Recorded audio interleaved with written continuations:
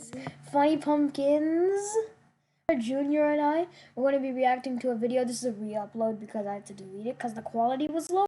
Don't worry, now the quality is high. So you can enjoy some Oversimplified. This is WW1 Part 1. I already have Part 2, but, you know. Alright, so, yeah, let me bring my headset. Is this WW1? Yeah, this is WW1. That's what it says, WW1. Yeah, Put on headphones. Yeah, let me put on my headset. Alright, let's get to this, guys.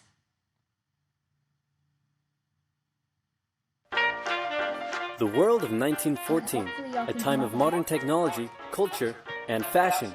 Truly the height of civilization. He's standing on that ostrich. Yeah, look at him. Let's have a war. Okay. Everyone knew a big war was coming. Great. A war. A war. Great. We've got Britain. Oh, nice. Look, there's no Ireland.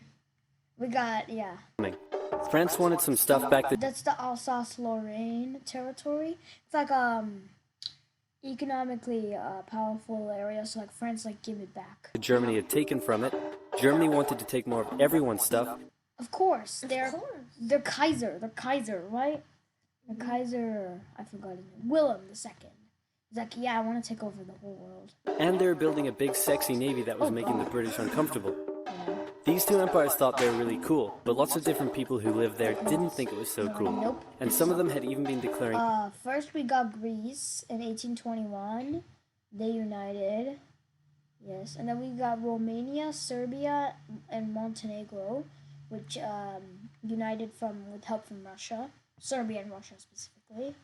Bulgaria, they fought by themselves. And then we have Albania, which I think they went in with Serbia. Most of these guys got help from either Greece, Italy, or this guy, Russia. Independence with help from Russia. Everyone was talking about each other behind each other's backs, throwing the fact that military technology Portugal's like, what? had come a long way since the last major war. We've got the Zeppelins, we've got the ships, and oh no. And suddenly everyone was pretty eager to beat each other up. In this area of Austria-Hungary live some Serbs. This area is modern-day Bosnia and Herzegovina. Sarajevo is their capital, modern day. But for now, it's a member of Austria-Hungary. Oh no.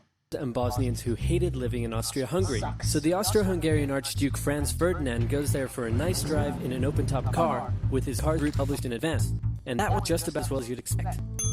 Some assassins were waiting for him along the way and threw bombs at his car, but they missed and blew up some officers behind go flying off. Goodness gravy. him instead. So the Archduke goes into hiding, leaves Sarajevo, and the whole war never happened. Only if that happened. Except no, the Archduke doesn't leave, but instead goes back out in the up-top car to visit the injured officers in hospital. The driver takes a wrong turn and by sheer coincidence gets stuck beside one of the failed assassins. Shoot him. Pew. Austria-Hungary is understandably pissed about all this, and they think the Serbian government has something to do with it, which they might have. Because a Serbian assassinated. So they go to their ally Germany and say, hey Germany, we're going to declare war on Serbia, and Germany is all for that. So Austria-Hungary send a big list of possible demands to Serbia, and when Serbia refuses, they declare war. Austria-Hungary and Germany are friends. Serbs protected by Russia who's friends with France, so they declare war on each other. Montenegro joins in too. France and Britain also have kind of a lie. Historic enemies, like they used to fight each other in the Kingdom Wars.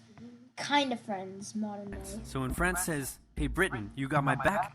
Britain is like, nope. Maybe? I'm done. And then they decide to stay out of it, which is great for Germany, because Germany has a plan. They know that Russia is so big and clumsy that it will take them a while to get ready for war. So with this guy in charge, Germany will send all its troops into France at lightning speed while Russia's getting ready. Defeat France, then all the troops of Russia defeat Russia, and then we all speak German and eat pfeffer potas today. Only if that's a reality. Anyways, pfeffer potas it actually tastes good. Pepperoni, cream, stuff, pickles. I like Just one problem. France has loads of forts and defenses along the German border, and Germany can't waste any time fighting them, so Germany decides to go around them through Belgium. I get it. Belgium is a tiny country, but you also could go down south to Switzerland. Belgium is neutral, but Germany wants to march 750,000 troops to get over France's defenses. They're hoping Belgium will just kind of sit down and shut up, but they don't. They fight back, and they're pretty good too, so they slow the Germans down. The worst is that Britain goes up, and they're pretty pissed that Germany's invading neutral countries. So now Britain declares war on Germany. Okay, that's great. So Germany push on through Belgium and commit some atrocities along the way. They also wear spikes and sometimes skulls on the uniform, so trying to not look like the bad guys. Good job. The Allies had propaganda extravaganza, and this starts having an influence around the world, notably in America. The U.S. President Woodrow Wilson sees himself as a bit of a He Jesus was like a peacemaker because he grew up during the Civil War on the Confederate side, sadly. figure, and spends most of the war trying to get everyone to just hug it out. But there's also a large population of ethnic Germans. Yeah, the Germans who immigrated during the 1848 revolution, the revolution of the German states, they all settled in Pennsylvania, which is actually the largest. Even Donald Trump, the former 45th president, he's German. He has German roots. Living in the United States, and when the war first broke out, they were like, yay, Germany. But now that they're committing atrocities in Belgium, they're less enthusiastic. Let's play Spot the French Soldier. Right there. Yeah, he's there. Do you see him? Easy, right? He's wearing a bright blue uniform with red trousers. And do you know who else spotted him easily too? Oh, The Germans. no. So when the French were slowly marching in columns through the countryside, the Germans easily tore them to shreds with their giant guns. All the nations involved in this war went in with an old-school war mentality, and all of them had to update their uniforms and tactics a lot during the war. Oh goodness, so many crosses on France. Russia's like, nope. Serbia, like, I have no shoes. Russia, I have no helmet. France, everything is wrong. Because this war was going to be like nothing anyone had ever seen before. Russia's ready for war, way earlier than expected. Hey, Austria-Hungary, can you get on top of that? Oh yeah, sure, we got this. Nope. So Germany has to send some troops back to the east to defend against the Russians. The chief of staff of the Austro-Hungarian army is this guy, and Karma von Hossenthal. although he is handsome, he turns out not to be the best military strategist. Austria-Hungary constantly ignores Germany's advice, How about and don't then comes running back to Germany whenever they get in trouble. Austria-Hungary even gets its ass kicked by tiny Serbia, who repels all their invasion attempts at the start of the war. It's better news for Germany in the north, though. They almost completely wipe out the Russian Second Army. Back on the Western Front, the Germans continue to insist and are in sight of Paris. At this point, anyone would be forgiven for thinking the Germans were going to get that quick then the victory French after all. But then things start to go wrong. The French commander-in-chief knew something had to be done, and he ordered his arms to stop retreating. In the result, like a brutal fight, like and they just charge. Oh, okay, what happened here? I just moved down. Let me move back up.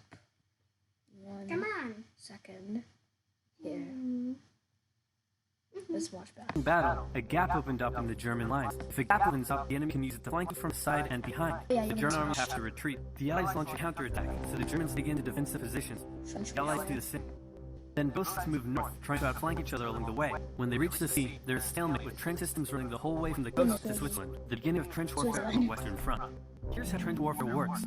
Two opposing lines of trenches with no Like, say, let's do, Germany, France. Sounds good? line in between.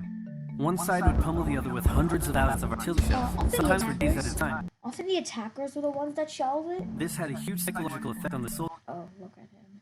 Oh, goodness. Shell shock. leaving many His shell arm is shocked. broken. Then, the attacking troops would leave their trenches and rush across the man's land.